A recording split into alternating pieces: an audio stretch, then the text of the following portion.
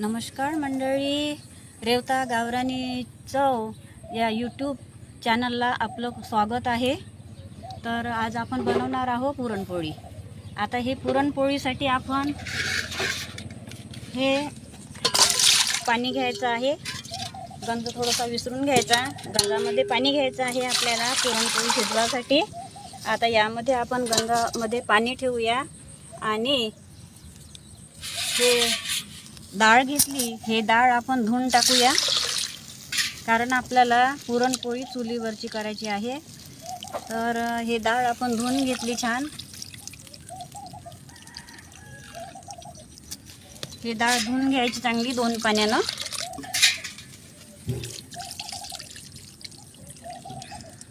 हे डाळ आपण गंजामध्ये टाकून घेऊ।